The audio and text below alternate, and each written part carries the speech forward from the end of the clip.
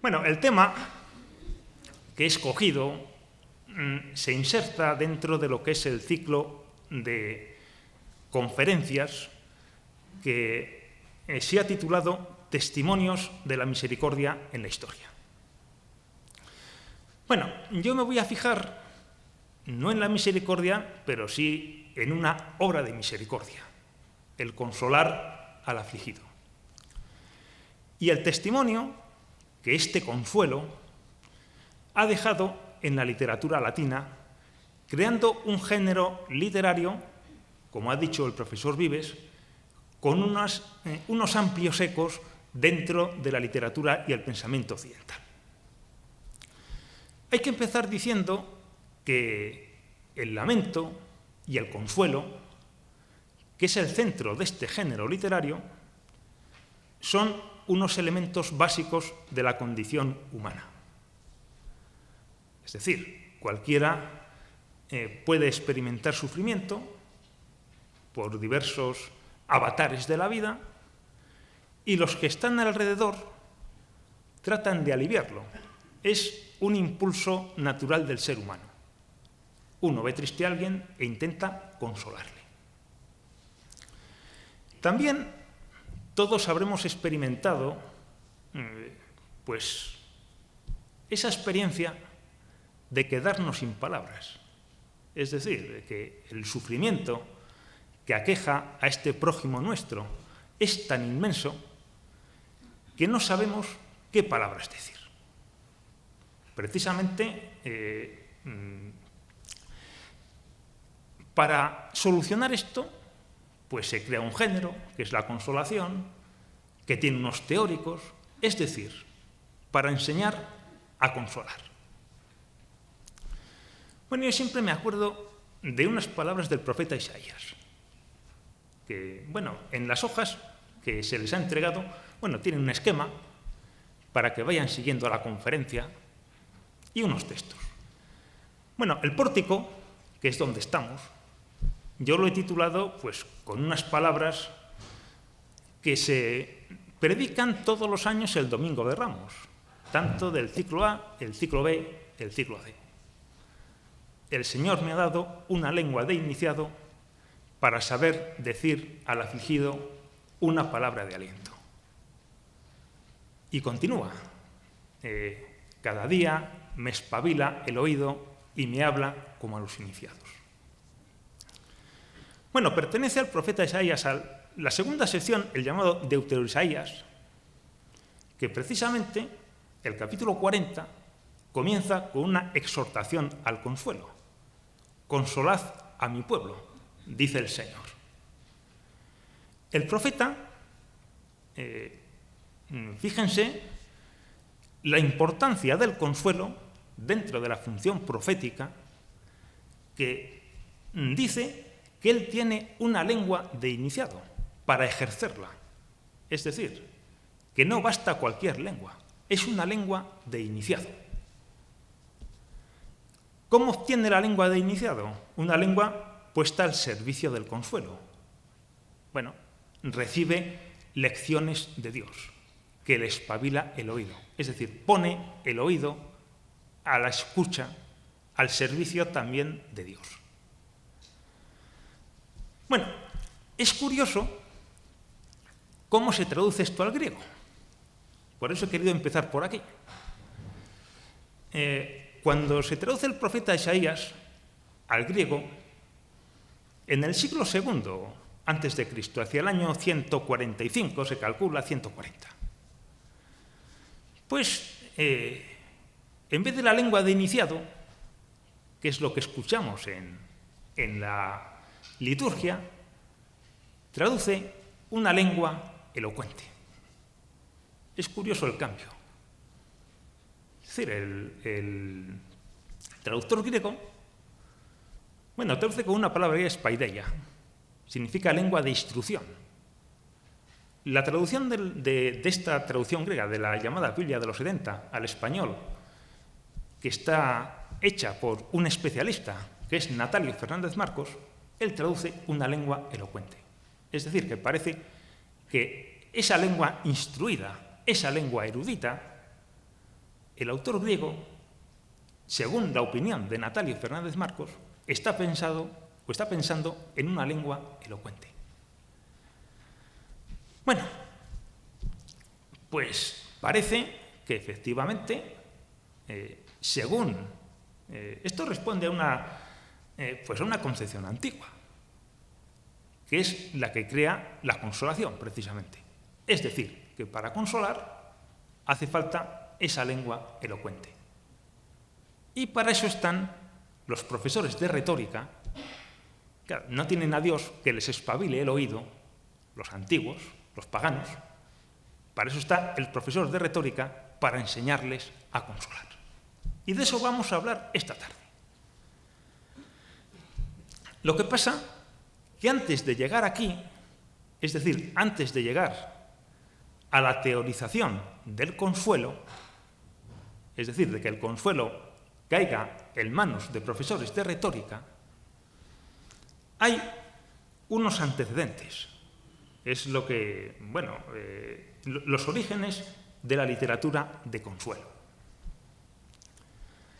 Bueno, antes ya Alfonso me ha dicho que yo he puesto unos orígenes muy modernos. El primer texto es un texto de la Ilíada. Comentando un poco la conferencia con Alfonso, digo, el primer texto consolatorio, dice, no, hay 600 antes. Allá por Mesopotamia, Ugarit, que esto lo domina a la perfección. Bueno, digamos, el primer texto de consuelo de la literatura grecolatina. O sea, lo tienen en los textos, en los orígenes de la literatura del consuelo. Bueno, para los que no hayan leído la Ilíada, a lo mejor hay más de uno que no lo haya hecho. Bueno, sí que sabrán que narra, se escribe hacia el año 700 a.C., más o menos, y narra los acontecimientos del último año de la guerra de Troya. Bueno, el texto está extraído del canto 24. Les pongo un poco en antecedentes. Héctor ha matado a Patroclo en un singular combate. Patroclo, que está unido por unos profundos lazos afectivos con Aquiles. Esto produce una reacción. Aquiles se nos presenta en la Ilíada como un personaje guiado por instintos tremendamente primarios. En concreto, el verso 1 de la Ilíada nos dice el poeta que va a cantar la ira de Aquiles. Es decir, para que vean ustedes los sentimientos primarios que tiene este héroe épico. Su impulso es matar a Héctor. Y es lo que hace. Eso lo narra en el canto 22, Homero. Cuando le va a matar, Héctor, aparte de pedir clemencia, que no le sirve absolutamente de nada, por lo menos le suplica que dé, cuando le mate, el cadáver a su padre Príamo, para que pueda rendirle honores fúnebres. Aquiles se niega. Aquiles no se contenta con matar a Héctor. Le taladra los tobillos, le ata al carro y le da unas vueltecitas en torno a la muralla de Troya. Es decir, ultraja el cadáver. Delante de los troyanos. Delante de su padre Príamo, un anciano. Llegamos al canto 24. Y Príamo acude a la tienda de Aquiles a solicitar el cadáver de su hijo. Se puede imaginar un cadáver desfigurado, después de darle las vueltas en el carro, con los tobillos taladrados y además expuesto a las aves de rapiña, porque por supuesto Aquiles no lo entierra, le deja a la intemperie. Entonces, él acude a Aquiles para solicitar el cadáver de su hijo para rendirle esos honores fúnebres. Y Aquiles se conmueve. Y no solo le concede el cadáver, eso sí, dice Homero que a cambio de un cuantioso rescate. Es decir, no da nada por nada. Pero no solo eso, sino que se apiada de Príamo, va como un suplicante, se abraza a sus rodillas, y entonces él se acuerda de su padre, Peleo.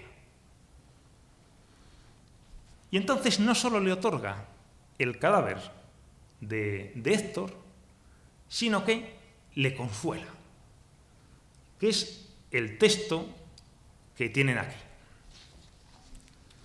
Dice: siéntate en este asiento. Los dolores, no obstante, dejémoslos reposar en el ánimo, a pesar de nuestra aflicción. Él está afligido por la muerte de Patroclo.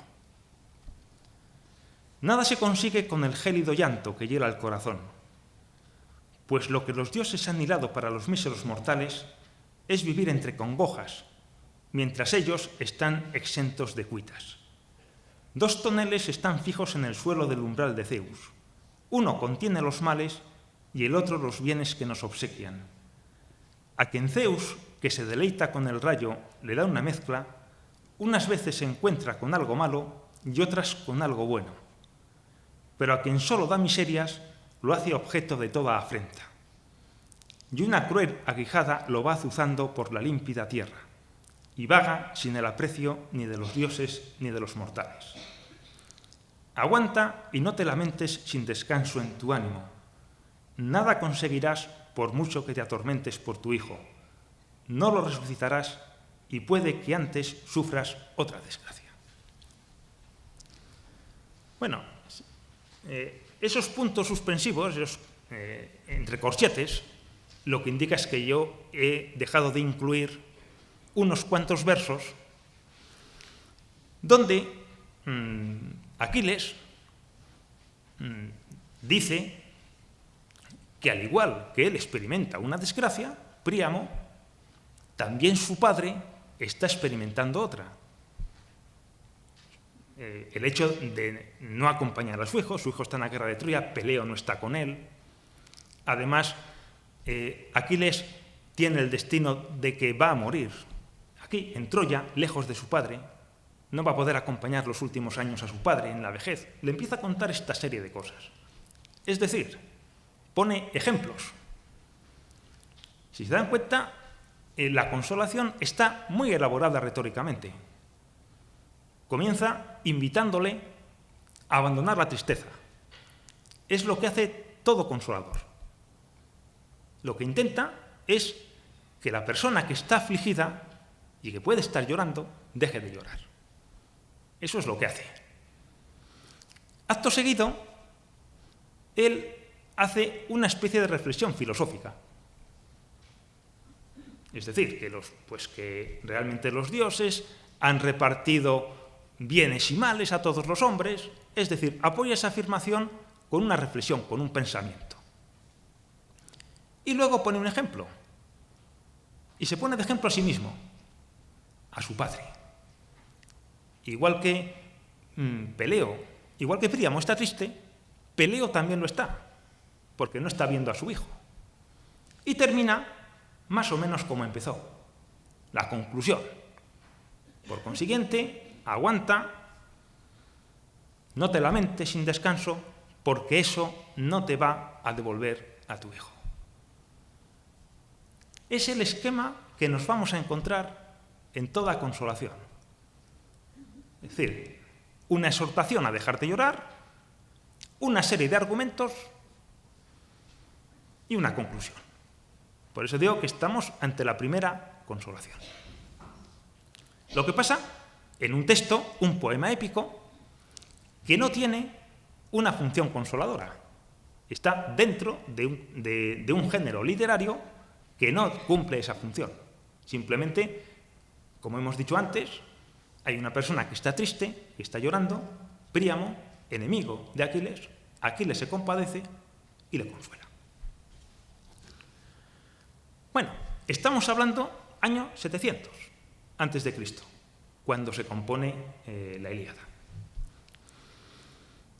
Bueno, a lo largo de unos cuantos siglos nos encontramos con esta misma situación. Es decir, la existencia de unos géneros literarios que no tienen una función consoladora, por ejemplo, la tragedia. En la tragedia nos encontramos también consolaciones, pero donde nos encontramos escenas de consuelo. Y se va elaborando pues una serie de fórmulas, una serie de pensamientos, de motivos propios del consuelo. Una serie incluso de frases. Pero hay que esperar al siglo III antes de Cristo para encontrar un primer texto teórico sobre la consolación. Es decir, una especie de manual del consolador. Se debe a un filósofo, Grantor, se lo he citado ahí. Es de los académicos, es decir, de la escuela platónica. Escribe un manual que se ha perdido, se ha conservado solo fragmentariamente. Pero un manual que cita Cicerón, un manual que cita hasta San Jerónimo. Todos los que escriben consolaciones después de Grantor, todos le citan como una especie de inspirador. Lástima que no se ha conservado el manual. Bueno, además es una época, o sea, no es casual que en el siglo III, en esta época, se codifiquen todos estos motivos consolatorios que han ido apareciendo en la literatura anterior para crear un género literario de la mano de la retórica. Es decir, la retórica lo que va a explicar al que quiera escribir una consolación es cómo tiene que organizar los argumentos, en qué orden tiene que darlos y demás. Todo lo que se ha ido elaborando siglos antes, a lo largo de textos literarios. Pero además, en esta época helenística, surgen una serie de escuelas filosóficas, el estoicismo, el epicureísmo, que tratan de equipar al hombre para enfrentarse a la vida. Son filosofías de épocas de crisis. Ahora, no nos vendría mal, también para la época en que estamos viviendo. Y evidentemente, si hay algo, una circunstancia que angustia al hombre, es la muerte. Entonces, todas estas escuelas reflexionan sobre la muerte y dan soluciones de cómo afrontar este trance. De esto vamos a hablar un poco más adelante, porque Cicerón, que es el primer maestro del consuelo en la literatura latina, él recoge todas estas opiniones y ya las expondré inmediatamente. El caso es que de la mano de la filosofía y de la mano de la retórica surge ese género consolatorio, que tiene una gran diversidad de formas. Es decir, a veces la consolación toma forma de carta. Uno está lejos, se entera que uno se ha muerto y le escribe una carta. Una carta para intentar consolarle, porque se imagina que está sufriendo. Puede tomar forma de tratado filosófico, puede tomar forma de poema. Los destinatarios también pueden ser varios. Lo veremos en la literatura latina también. Suele ser una persona ajena a uno mismo. Uno consuela a otro, normalmente. Eso es lo normal. Pero uno puede consolarse a sí mismo. Es decir, uno se le muere a alguien y se escribe a sí mismo una consolación a ver si se lo va creyendo. Cicerón lo hace, como veremos. Y ya, pero es por la muerte de su hija, eso ya lo veremos. Pero ya, el colmo de rizar el rizo es que uno se escribe a sí mismo una consolación para cuando llegue el momento de la muerte, de su propia muerte. O sea, se consuela a sí mismo por la muerte que va a suceder. Eso hace el gran texto clásico de la consolación, que es Boecio. Siglo VI, la consolación de la filosofía. Boecio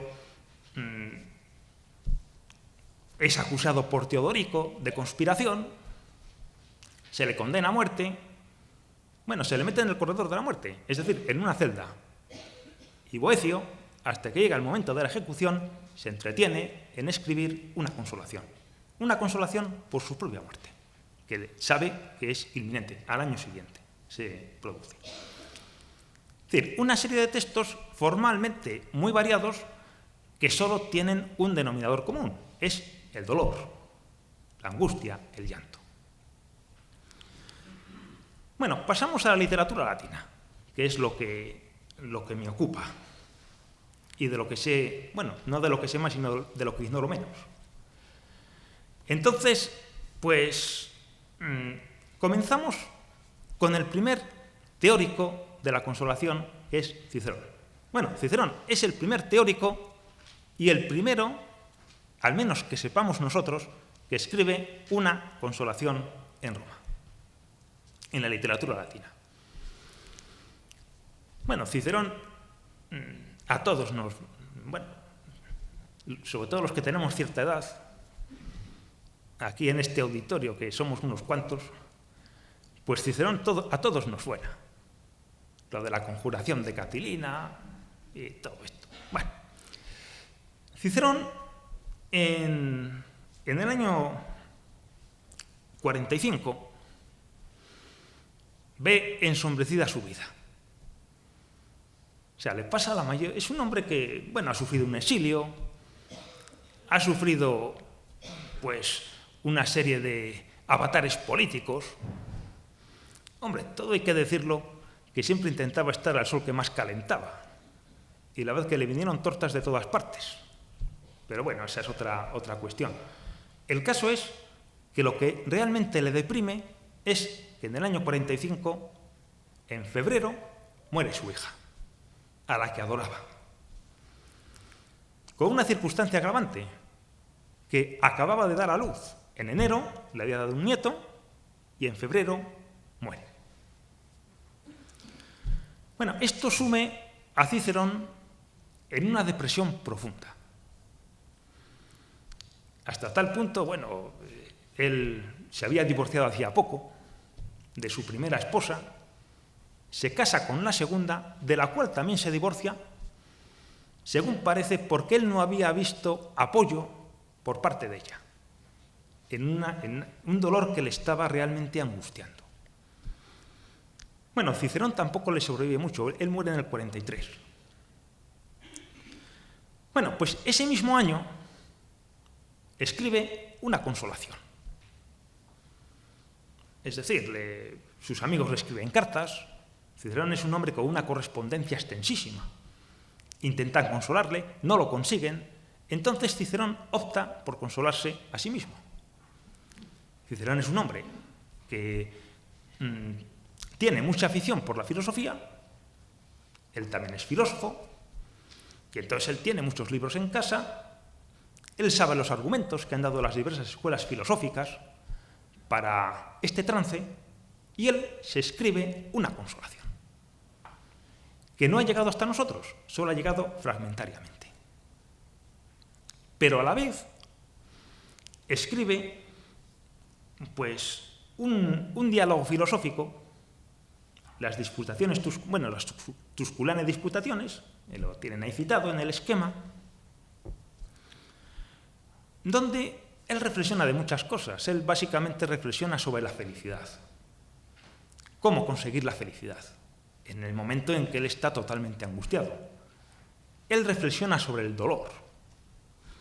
Y, pues, dentro de estos libros, son 5 libros, en forma dialogada, escribía como hacía Platón. Platón expone la filosofía también en diálogos, mayoritariamente.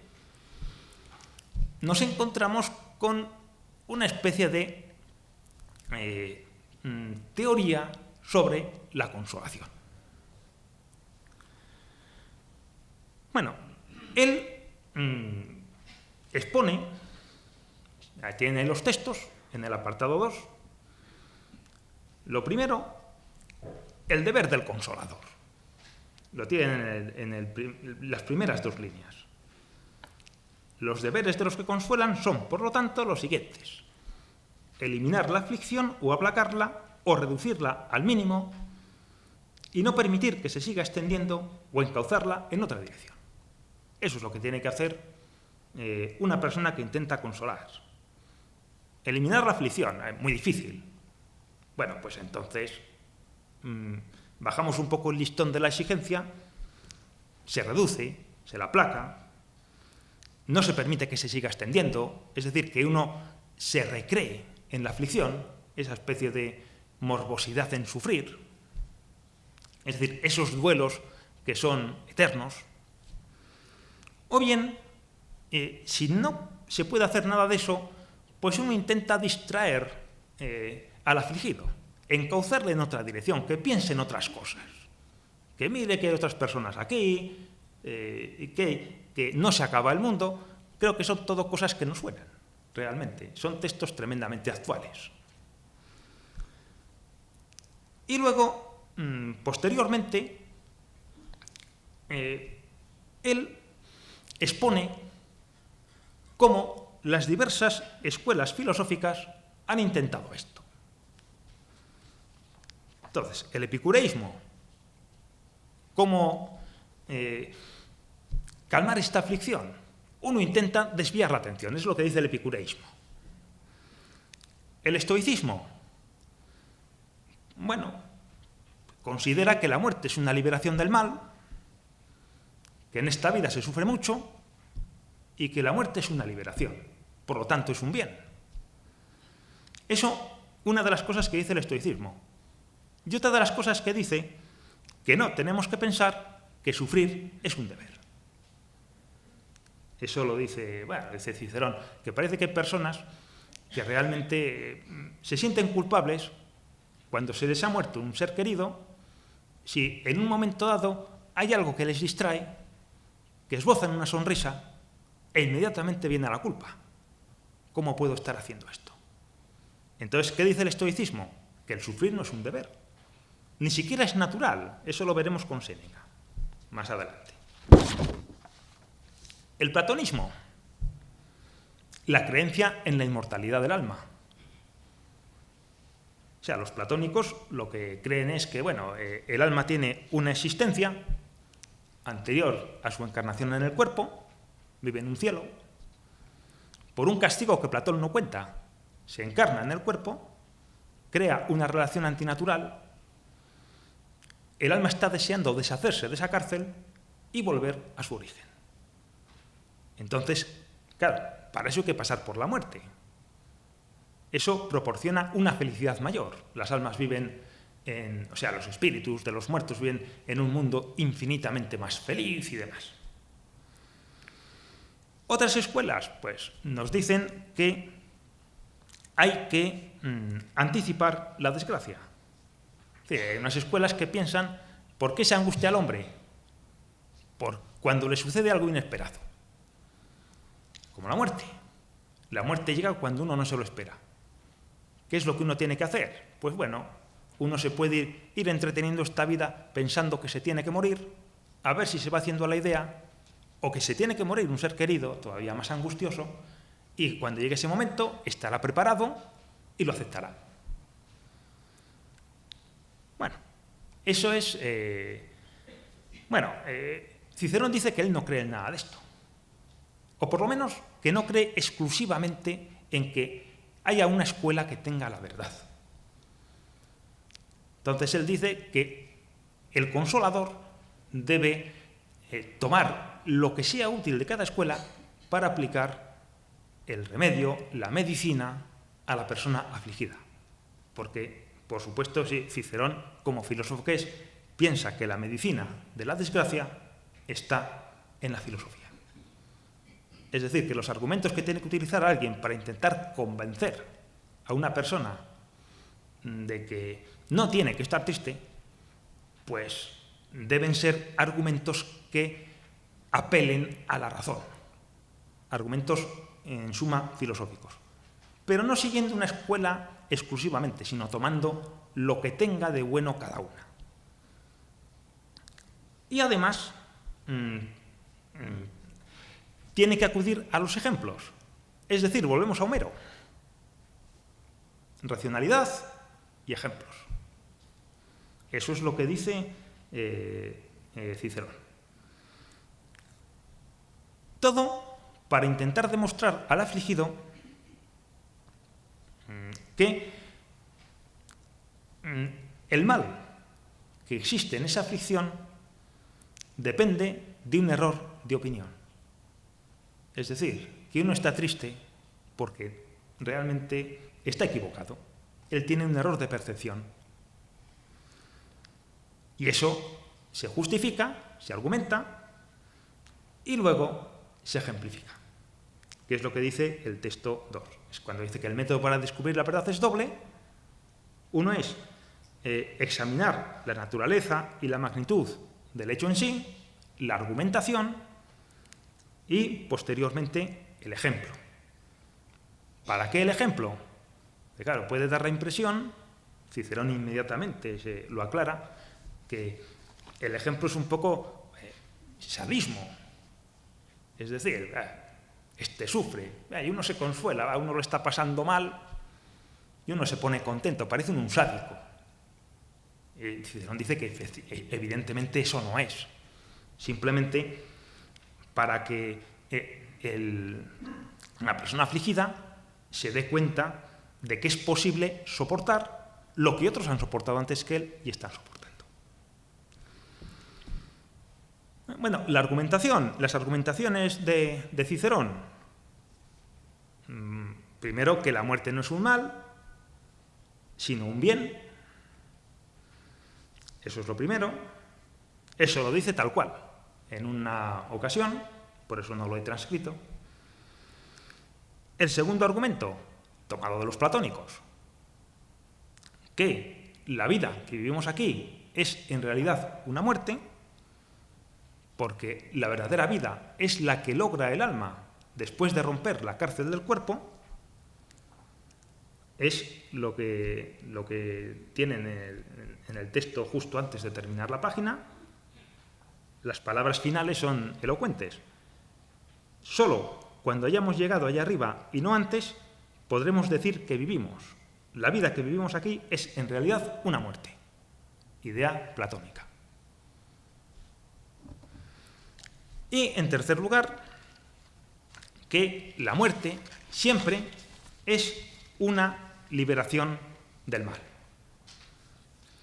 Incluso cuenta una anécdota de un filósofo, Egesias, que sostenía esta idea con una contundencia tan extraordinaria que el rey Ptolomeo le prohíbe enseñar porque parece que los que iban a las clases salían y se suicidaban, porque les convencía tanto que esto era una desgracia y tal, pues que escogían el suicidio. E incluso la llamada muerte antes de tiempo, la muerte de un hijo, por ejemplo, la muerte de un joven, que se entiende que aún no le toca morir, también es una felicidad, porque libra a esa persona de sufrir todo lo que va a sufrir a lo largo de toda su vida. Y pone su propio ejemplo. Es lo que dice el último texto. Dice, a mí, personalmente, privado como me encuentro de los consuelos de la familia y de los honores del foro, tengo la seguridad de que si me hubiera muerto antes, la muerte me habría arrancado de males, no de bienes. 20 años antes, con la famosa conjuración de Catilina, que él descubre, dentro de uno de los planes de esa conjuración era asesinar a Cicerón, que era cónsul. Yo creo que se está refiriendo a eso, de como que se arrepiente de haber desenmascarado la conjuración y de haber evitado que le mataran, porque entonces no hubiera conocido la muerte de su hija y demás. Bueno, eso es lo que dice Cicerón. A estos argumentos se agregan otros que son los que figuran en el siguiente apartado del esquema, o sea, una serie de argumentos y una serie de remedios que vamos a ver en las consolaciones latinas. Entonces, antes de entrar en estos argumentos, como ahora lo que me interesa es leer textos de esas consolaciones, voy a explicar las tres que he escogido, para que un poco pues, tengáis referencia de lo que, pues, cuando pongamos los textos, que los entendáis. Uno es un poema de Horacio. Un poema de Horacio que os transcribo al final, entero, donde pone apéndice. Es una oda, la oda 24 del libro 1, dedicada a Virgilio, a su amigo el poeta Virgilio. Se ha muerto un crítico, lo que sería hoy un crítico literario. Parece que amigo común de Horacio y Virgilio. Horacio habla muy elogiosamente de él. Virgilio se sume en un profundo dolor e intenta consolarle, en un poema muy breve. Esa es la primera. Y luego, dos consolaciones de Séneca, más largas. De eso solo os he transcrito fragmentos. Una a Marcia, la llamo una consolación filosófica. Séneca es estoico. Eso para que lo sepáis. Séneca, pues, desarrolla su vida entre el 4 a.C., más o menos. La fecha de nacimiento es incierta. Y el 65 después de Cristo, muere con Nerón, y dedica a Marcia una consolación. Marcia es la hija de un senador, que además es historiador. Ha escrito un libro donde critica algunos aspectos de los Césares. Él tiene una convicción republicana. Él llega a decir que, bueno, el Bruto, el asesino de César, es el último de los romanos, el último que se puede llamar auténticamente romano. Eso, bueno, a Tiberio no le sentó muy bien el libro. Directamente lo prohíbe, y no solo lo prohíbe, sino que condena a muerte al autor. Lo que pasa que, bueno, el padre, que es esta mujer, Marcia, priva a los verdugos del espectáculo y directamente hace una huelga de hambre, deja de comer, deja de beber y se muere de inanición. Bueno, por si fuera poco, a Marcia, aparte de morir su padre, se muere su hijo. Entonces Séneca consuela a Marcia de la muerte de este último, o sea, de esta última muerte, de la muerte de su hijo. La segunda, ad Polibio, que pongo entre interrogación una consolación interesada. Bueno, la historia es la siguiente. Bueno, Séneca es condenado al exilio cuando sube Claudio al poder. Parece que, bueno, por una instigación de su mujer, Mesalina, bueno, de su primera mujer.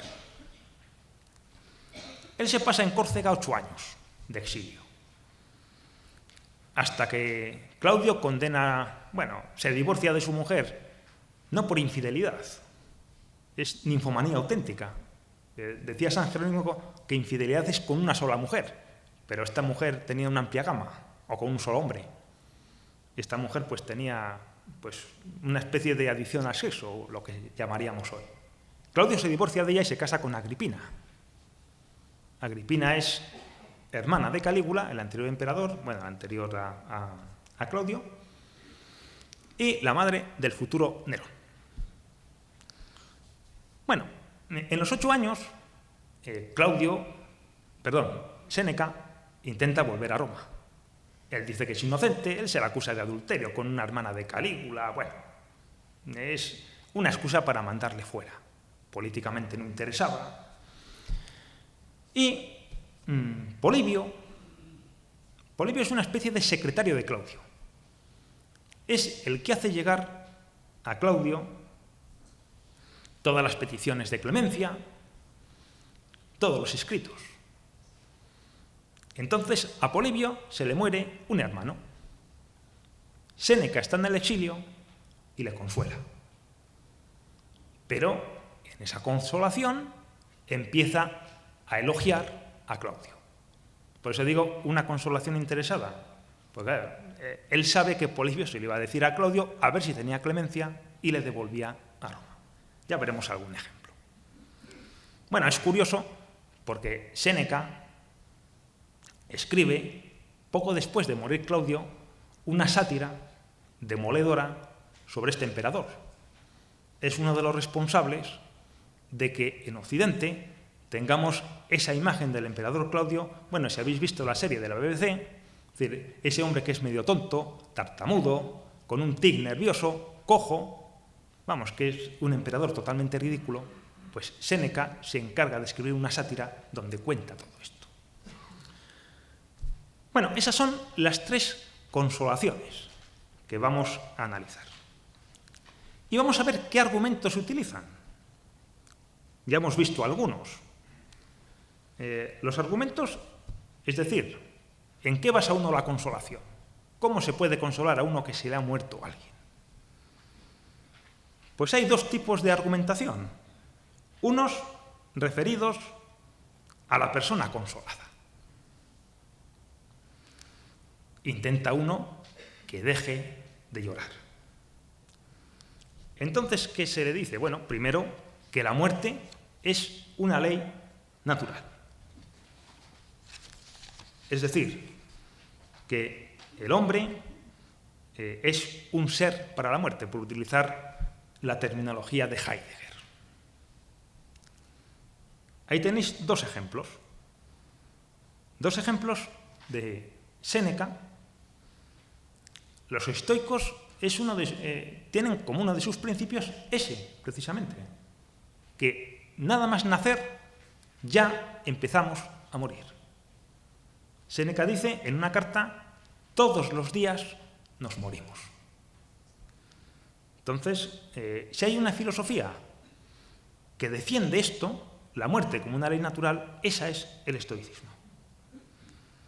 Entonces, os pongo dos ejemplos de la consolación ad Polibion.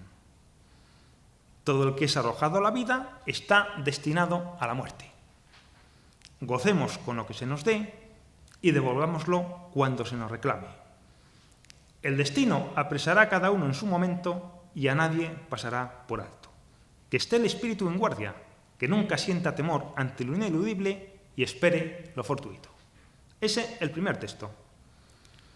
El segundo texto, que es algo que ya hemos aludido anteriormente. La muerte no es algo repentino. Si todos los días nos morimos, es algo que debe estar presente en nuestra vida. No nos debe pillar de sorpresa. Es lo segundo que dice. Dice, a todos engaña la propia credulidad y un olvido voluntario de la condición mortal cuando se trata de seres que amamos. Es decir, parece que solo se muere la gente a los demás. Los nuestros no son mortales. La naturaleza ha dado pruebas de que a nadie va a otorgar ningún favor. Todos los días pasan ante nuestros ojos cadáveres de conocidos y desconocidos, pero nosotros no actuamos en consecuencia y pensamos que es repentino lo que toda la vida nos está denunciando que va a suceder. Por supuesto, Séneca, que ha conocido el gobierno de Calígula, un gobierno de terror, si queréis haceros una idea, yo os aconsejo que leáis o que veáis representada el Calígula de Albert Camus. Ahí se refleja muy bien quién era Calígula y el régimen de terror que impuso en Roma. Por eso dice que todos los días se ven cadáveres de conocidos y desconocidos. Él le ha tocado vivir todo esto. En segundo lugar, el duelo. El duelo, que es uno de los núcleos de las consolaciones. Es decir, evitar que el afligido haga un duelo demasiado prolongado, pensando que es lo natural. Entonces, Séneca trata de demostrar que un duelo no es ni natural ni conveniente. Entonces, el primer texto, dirigido a Marcia, dice: no te voy a proponer normas más crueles, ni voy a ordenarte que sufras dolores humanos de una forma impropia de seres humanos. No es mi intención que reseques tus ojos de madre el mismo día de las exequias. ¿Quién puede negar que es algo natural la añoranza de los seres queridos? Por supuesto, Séneca nunca va a decir a una persona que no llore por ella. Eso sería inhumano. Hay que dejar que llore, pero que llore poco. ¿Qué es lo que dice después? El ejemplo de los animales. Los animales tienen un duelo muy intenso, pero muy breve. Es decir, si alguien tiene animales y se le muere el compañero, efectivamente, se pasan pues un par de días vagabundeando, viendo los lugares donde solía estar con el compañero, ve que no está y empieza a aullar si es un perro, pero se le pasa. Eso es lo que dice Séneca. Pone el ejemplo de las vacas también. Pero si en los animales esto no sucede, ¿por qué tiene que suceder en el hombre? Pero Séneca va más allá, que es lo que dice en el siguiente texto, que no todos los hombres experimentan el duelo de la misma forma. Nos dice que afecta más a mujeres que a hombres, a salvajes que a hombres que sean cultos, más a necios que a sabios. Entonces, es evidente que si el duelo es diferente, no es algo natural. Séneca dice, si uno se pincha, todos nos vamos a quejar igual. Es decir, todos respondemos igual ante un estímulo físico de dolor. Un dolor emocional, no. Luego, ese dolor no es natural. Luego, eso no es argumento. Uno tiene que abandonar el duelo si es que piensa que está haciendo lo normal. Luego, también dice que es impropio de personas de posición elevada. Es lo que dice Apolibio en el texto 3.1.3. Es decir, él es una persona pública y entonces él no puede presentarse como un plebeyo. Da la impresión de que Séneca piensa que esos llantos excesivos, eso es propio de plebeyos. Polibio es una persona pública, es el secretario del César, no puede hacer eso en público, porque todo el mundo lo va a ver. Y, pues, por último, que no hay que encastillarse en la amargura. Entonces, bueno, es lo que dice Apolibio, pero también es lo que dice Horacio a Virgilio. Entonces dice, tú, ay, piadoso en vano, reclamas a los dioses la devolución de Quintilio, prenda que tan mal te conservaron. Sin embargo, aunque tañeras mejor que el tracio Orfeo la lira que hasta los árboles escuchaban, pues imposible que el alma vuelva. Homero, es lo que ha dicho Aquiles a Príamo, lo mismo. Entonces, que deje de llorar. Y a la vez pone un ejemplo, el ejemplo de Orfeo. Orfeo baja a recoger a Eurídice muerto, su amada, y baja a intentar que los dioses del infierno le dejen que vuelva a la vida. Cosa que consigue, dice que con la condición de que no vuelva la mirada atrás. Orfeo, cuando ya está llegando a la superficie, vuelve atrás la mirada y Eurídice vuelve al infierno, esa vez sin remisión. Es decir, en la referencia a Orfeo está poniendo un ejemplo. Nadie puede escapar de la muerte. Luego, pues otro tipo de consuelo no filosófico es la circunstancia, es una creencia bastante extendida en Roma, que una vida virtuosa, si el difunto ha sido una persona ilustre, eso ya es motivo de consuelo. Una persona de la que estamos orgullosos. Bueno, no leo el texto. Eso referidos al afligido. Referidos a la causa de la aflicción, que es la muerte, argumentos referidos a esto. Lo que hemos visto en Cicerón. La muerte, primero, no es un mal en sí misma. No es un mal en sí misma, pero en ningún caso. Es decir, ni si se produce en niños, ni si se produce en jóvenes, en ancianos. No es nunca un mal en sí misma.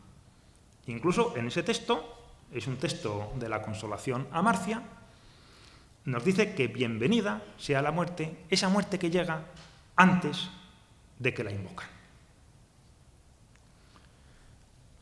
El segundo texto, el 3.2.2, la muerte representa el fin de las desgracias. Se lo dirige a Polibio, dice, no le atormentará la ira, no le afectará la enfermedad, no le dirá la sospecha, etcétera, etcétera. Que si estuviera vivo, todo esto le pasaría. Y por último, la muerte, puerta de la inmortalidad. Nos presenta, otra vez dirigida a Polibio, a su hermano en un estado beatífico, en un cielo ilimitado, que dice que donde quiera que esté y cualquiera que sea, recibe en su regazo feliz a las almas, que está ya libre de ataduras, y termina diciendo, yerras si piensas que tu hermano ha perdido la luz, le ha correspondido una más pura. Eso, como hemos dicho, eso es de cuño platónico. Y un detalle, los estoicos no creen en la inmortalidad del alma. Luego está aplicando aquí un motivo que no es de su escuela filosófica, lo que decía Cicerón, tomar de cada escuela lo mejor. Los estoicos creen en una especie de inmortalidad transitoria. O sea, ellos creen que el mundo, cada ciertos años, cierto número de años, se renueva. Hay una conflagración mediante el fuego y se renueva todo. Y todo se pierde excepto el alma del mundo. El mundo tiene un alma. Ese no se pierde nunca, pero las almas de los hombres, las almas individuales, esas perecen con el fuego. Es decir, que Séneca no cree en una inmortalidad tal como nosotros los cristianos la concebimos. Los remedios, porque hasta ahora es el capítulo de argumentos. Los remedios, la resignación,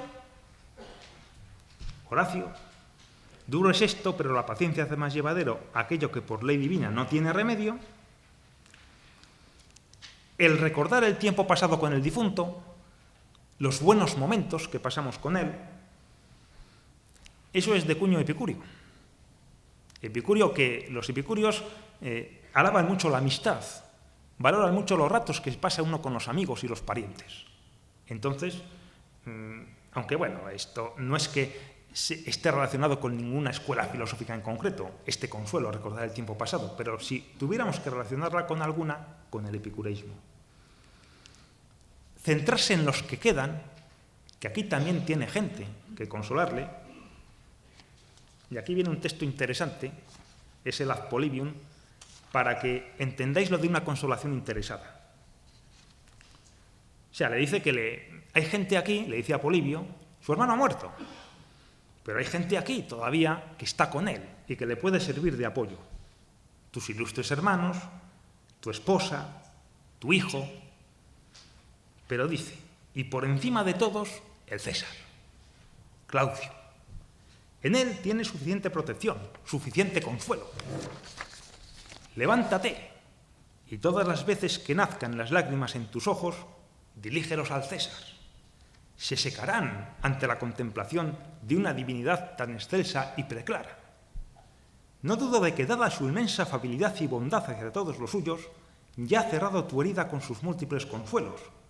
Y aunque nada de esto haya hecho, ¿acaso el solo hecho de poder contemplarlo y pensar en el César no te sirve de infinito consuelo? Bueno, este es uno de ellos. Hay otros todavía más descarados. Por eso os digo lo de una consolación interesada. Ya de paso que habla de los que quedan, un motivo típico de consolación, que uno no focalice en el difunto, sino en los que todavía viven. Pues, hombre, de paso, pues mira, al César que le tienes cerca, y fijaos lo que dice de él. El dedicar el tiempo a ocupaciones intelectuales, por ejemplo, Polibio había traducido la Eneida al griego y la Ilíada al latín, pues que por eso dice que te acompañen Homero y Virgilio. Y, de paso, a esas ocupaciones intelectuales, como Polibio es escritor, dice, relata con todo empeño las hazañas del César, otra vez, lo que podíamos llamar el peloteo, para que durante todos los siglos corran de boca en boca con la alabanza de un amigo, pues él mismo te ofrecerá material y modelo para elaborar y componer un poema épico, igual que había traducido los poemas épicos, que él compusiera uno que tuviera como tema las hazañas del César. Bueno, pues hemos hecho un breve recorrido, creo que no me he pasado, porque bueno, yo he contado que tu presentación no cuenta en mi tiempo. Entonces, por eso, vale, entonces estoy dentro de la hora que me habéis dicho. Bueno, os decía que hemos hecho un breve recorrido por las consolaciones latinas, espero que os hayáis hecho un poco idea de qué es este género. He puesto unos ejemplos, hay muchos más. Por ejemplo, Cicerón tiene una cantidad inmensa de cartas consolatorias, tanto dirigidas a él como él dirigidas a otros. Bueno, es un género de una extraordinaria pervivencia, que incluso ha llegado al siglo XX. No sé si alguno de los aquí presentes ha leído La conjura de los necios, de John Kenneth Toole. Es una novela bastante curiosa, por así decirlo. El protagonista es estrambótico y se pasa toda la novela paseando por Nueva Orleans, es donde se desarrolla el relato, con la consolación de Boecio debajo del brazo, porque él entiende que ese libro es la clave para entender la crisis del siglo XX. O sea, hasta ahí llega el eco de la consolación, por no hablar de toda la pervivencia durante toda la Edad Media, sobre todo de Boecio, llegar un poco a una época un poco más actual. También me parecen bastante actuales los argumentos. Yo no creo que os haya dicho nada nuevo. Es decir, son argumentos que todos utilizamos en un tanatorio, cuando uno trata de decir algo, si es que sirve el decir algo. Esa es otra pregunta. Pero bueno, ¿quién no ha mezclado pues este tipo está en un lugar mejor y luego mezclado con ejemplos? Fíjate el vecino, pues mira, tiene 40 años y mira, ya está ya desahuciado, un poco para intentar poner en la presencia, en su consideración, ejemplos de otros que están sufriendo. Es decir, esa estructura de argumentos y ejemplos que vemos en las consolaciones latinas. La utilidad, es decir, si realmente pues esto consolaba, que esa es la pregunta, pues vamos a dar la palabra a Cicerón. Cicerón escribe a su consuegro Ático y dice: en cuanto al consuelo que me he procurado con mi escrito, se refiere a la consolación de la que os he hablado, no estoy descontento de lo que he avanzado. He disminuido mi abatimiento exterior. Bueno, ha puesto la cara, se ha hecho el maquillaje. Pero ahora viene lo terrible. Pero el dolor, no he podido mitigarlo, ni querría hacerlo si pudiera. Es decir, Cicerón, que dice que el dolor no es un deber, que hay gente que tiene cierto deleite en el dolor, él escribe esta carta y dice que él no quiere dejar de sufrir por su hija, que es a lo que se está refiriendo. Y sin embargo dice que no está descontento, se ha maquillado. Bueno, si eso dice Cicerón, teórico de la consolación y práctico de la consolación, pues bueno, la pregunta queda en el aire. Sí que os digo que los cristianos, ya que estamos en un foro cristiano, pues aunque realmente luego utilizan argumentos, estructuras parecidas, por ejemplo, San Jerónimo, sí que es verdad que al principio, en los primeros siglos del cristianismo, consideraban estas consolaciones como un producto meramente retórico, de lucimiento. Y bueno, vistas las palabras de Cicerón, pues habrá que preguntarse si no hay algo de verdad. Bueno, pues muchas gracias. Yo ya no tengo nada más que decir.